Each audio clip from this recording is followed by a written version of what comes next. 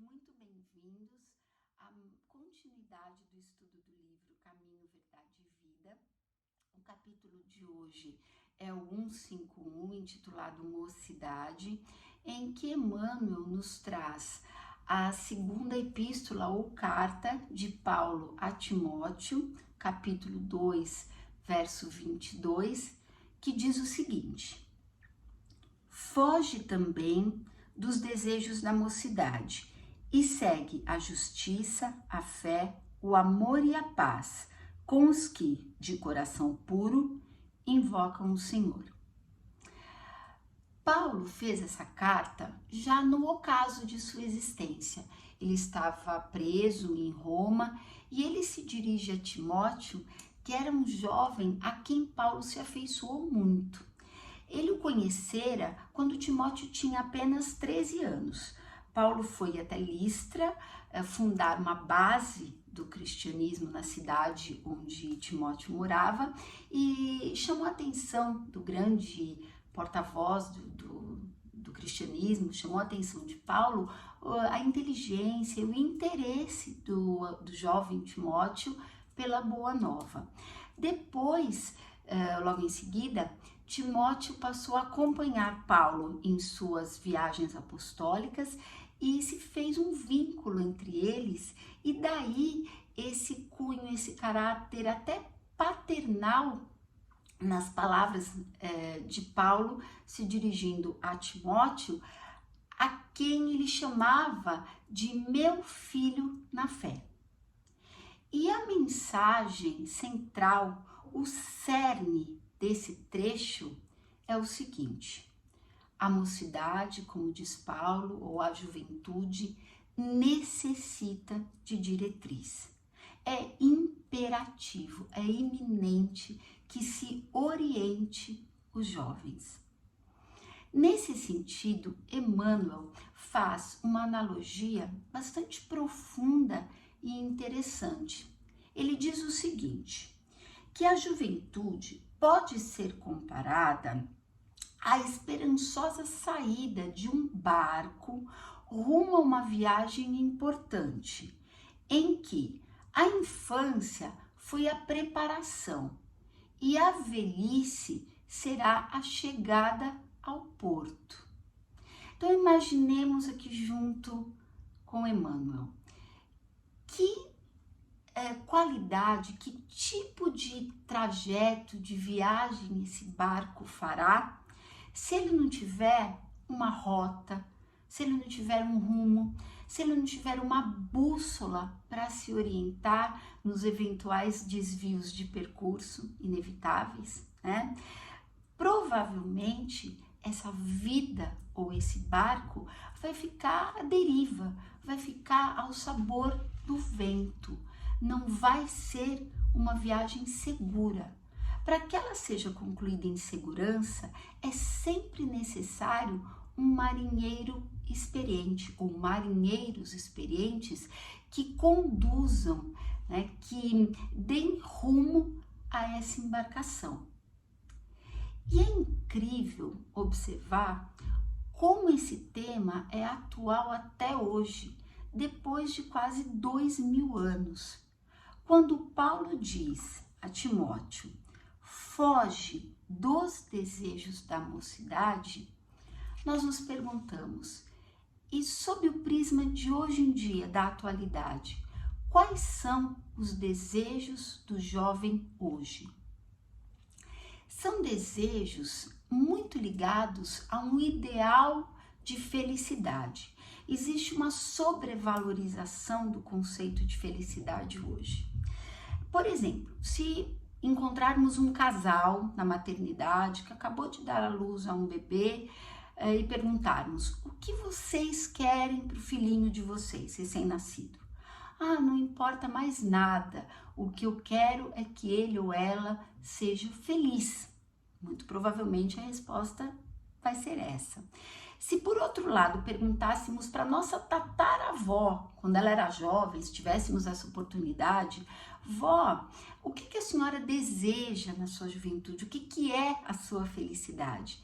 Ela com certeza diria algo do tipo: ah, eu quero me casar, eu quero ter muitos filhos, eu quero encaminhar todos eles, quero cuidar do seu bisavô, enfim, eu quero cumprir os ciclos da vida.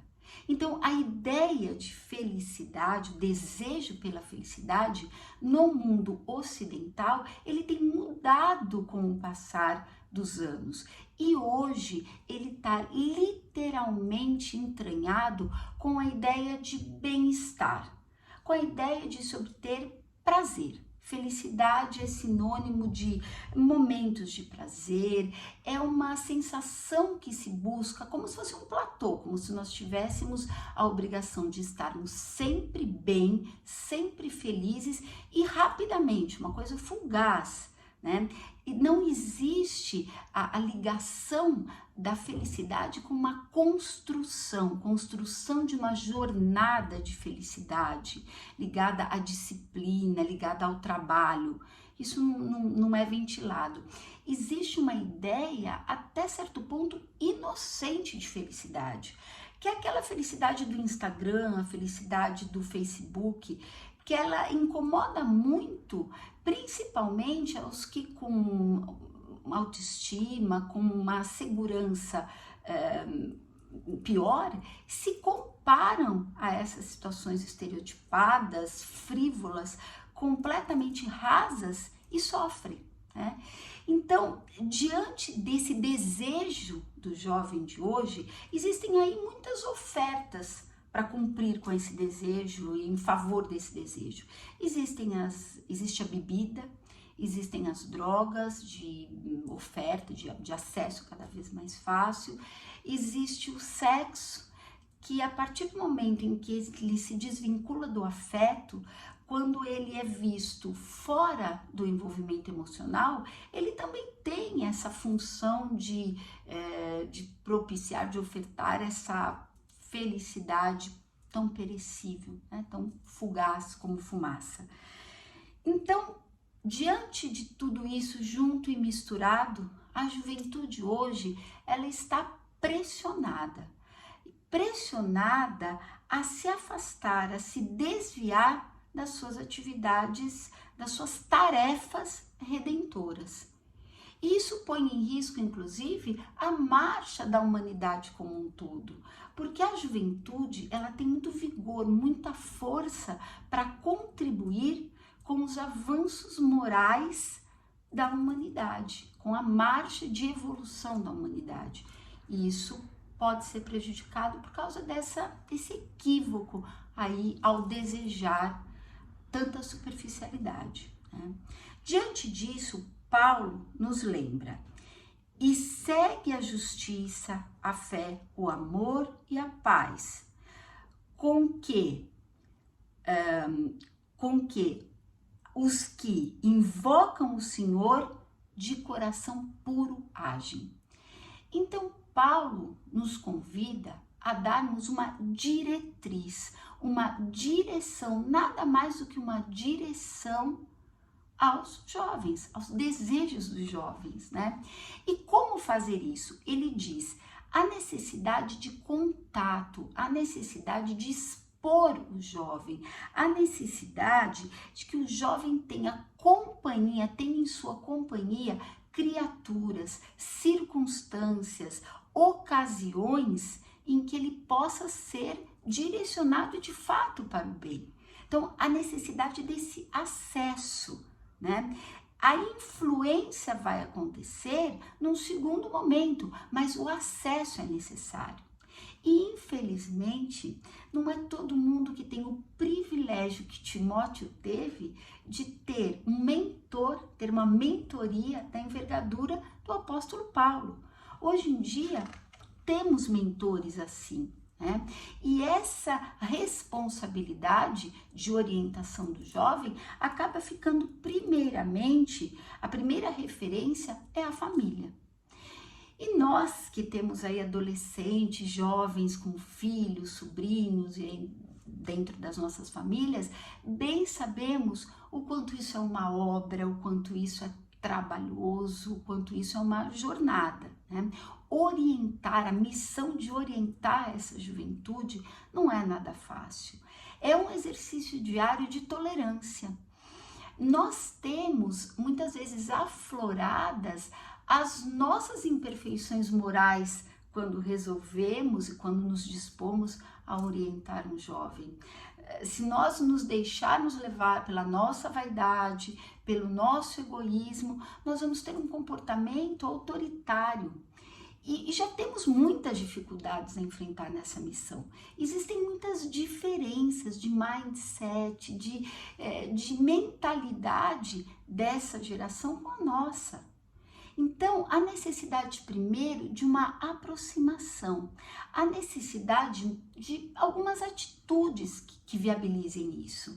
Então, a primeira delas é talvez verbalizar muito claramente a nossa intenção compassiva. É importante deixar claro para o jovem que nós aqui, como membros da sua família, não queremos embater, não queremos nos impor os nossos conceitos, impor a nossa razão, impor o nosso paradigma. Nós temos a intenção genuína de realizar uma escuta empática dele. E para isso, para conseguirmos isso, é importante considerar fatores como a própria fisiologia do jovem. O corpo do jovem, do adolescente, ele está passando por transformações neuroendócrinas, descargas hormonais, por situações que interferem diretamente no seu comportamento, nas suas reações, no seu ciclo de vigília e sono. Tudo isso, se nós considerarmos, nós vamos ter uma compreensão e uma aproximação, uma observação que nos capacita a essa escuta empática, nos pormos no lugar desse adolescente, desse jovem que precisa ser orientado. E a necessidade de um acolhimento. Timóteo foi acolhido por Paulo. Isso foi o começo de tudo. Então precisamos acolher esse jovem.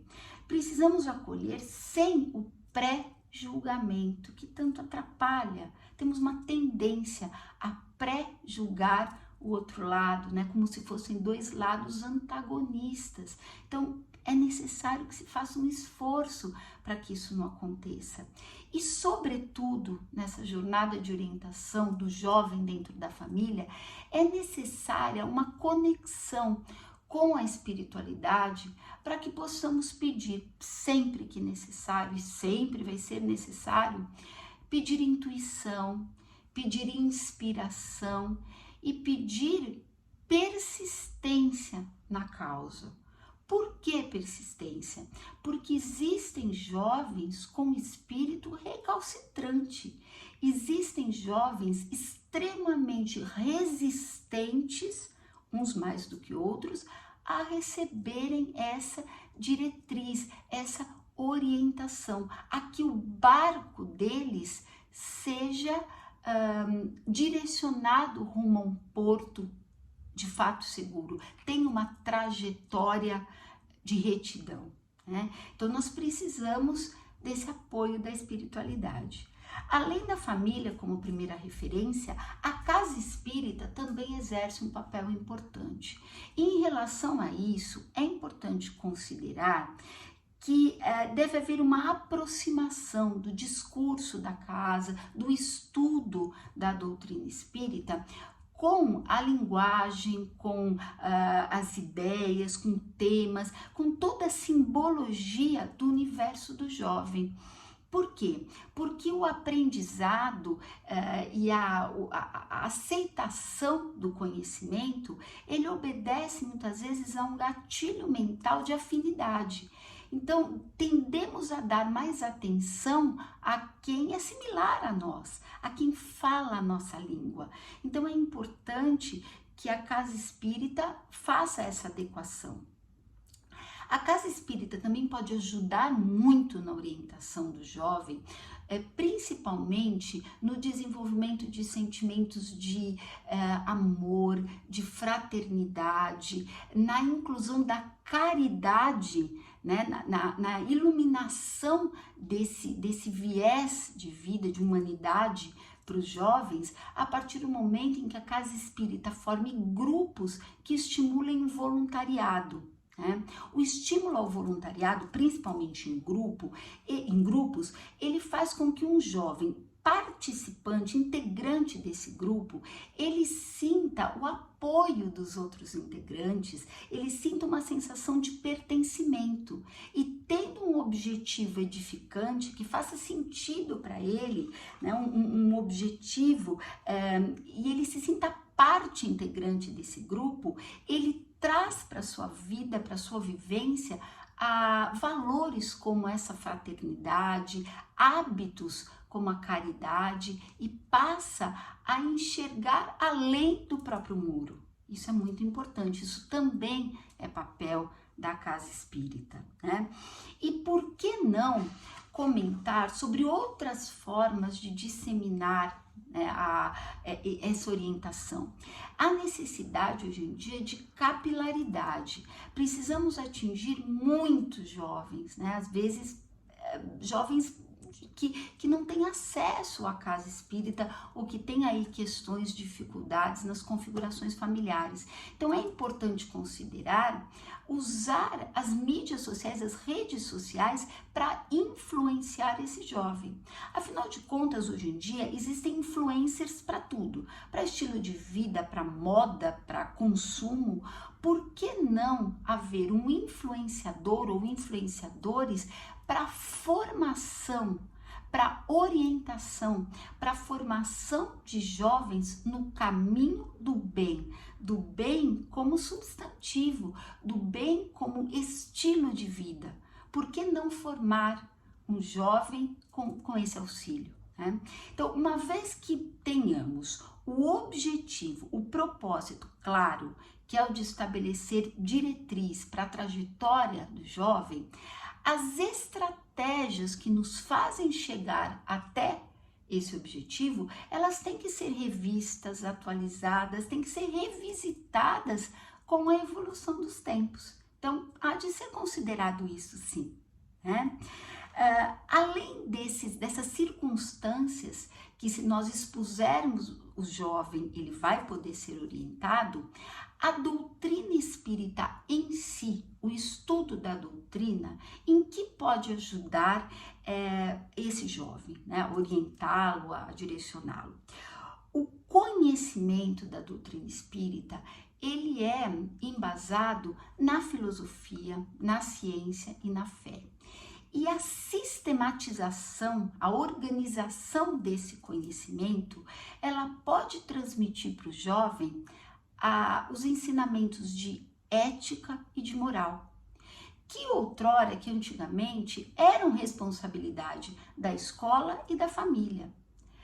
Mas a escola, hoje em dia, ela está extremamente sobrecarregada com os milhões de informações à disposição, então ela assume um papel muito mais de curadoria dessas informações, se tornando, portanto, uma escola conteudista, do que com algum papel na formação do caráter e dos princípios desse jovem.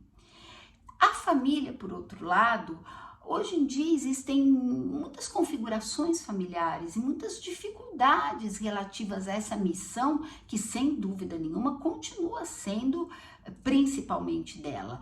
Mas existem, inclusive, condições socioeconômicas, condições de miséria, dificuldades terríveis, práticas, para que a família assuma, de fato, esse papel de formação moral, de fortalecimento moral do jovem. É muito comum, inclusive, que tenhamos adultos jovens, com vasta formação acadêmica, com muitos títulos acadêmicos, mas que não tenham sabedoria, que não tem formação, que não tem a honestidade, princípios de caráter, valores morais pétreos sobre os quais eles vão edificar a sua sabedoria, o seu caráter de humanidade, incorporar essas características de humanidade tão singulares para o ser humano.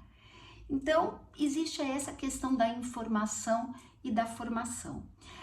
Um outro pilar, além de ensinar ética e moral, um outro pilar em que a doutrina pode ajudar muito é em relação a uma das mais importantes questões da nossa existência. Trata-se do autoconhecimento. Com todo o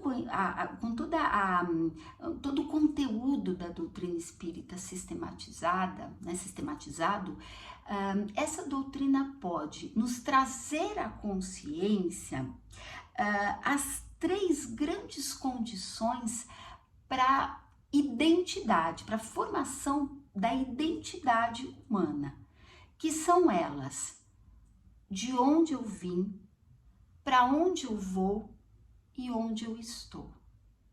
E a pergunta que se segue e que é inevitável: os meus passos estão me levando até lá?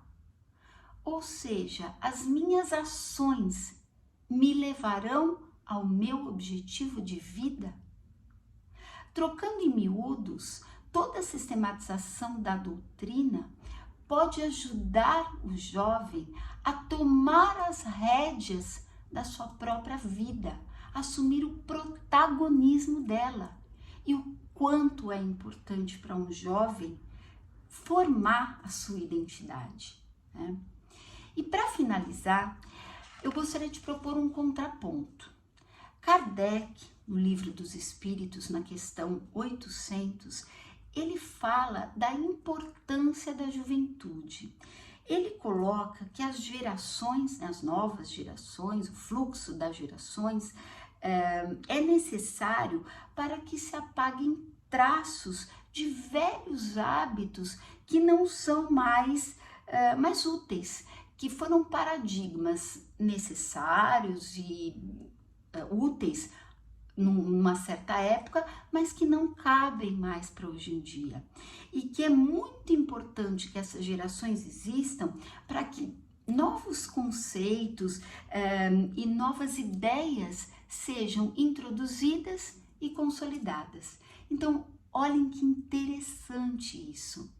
O Espiritismo pode, de fato, ajudar a direcionar, a dar diretriz, a orientar a juventude. E, por sua vez, a juventude pode ajudar o Espiritismo a cumprir o seu papel à medida em que o jovem, com sua energia vital, com sua força, com sua coragem, é capaz de renovar o Espiritismo, que é vivo, que é uma doutrina pungente, viva. Então, existe aí um complemento, existe uma relação de complemento entre ambos. Então, que fique para nós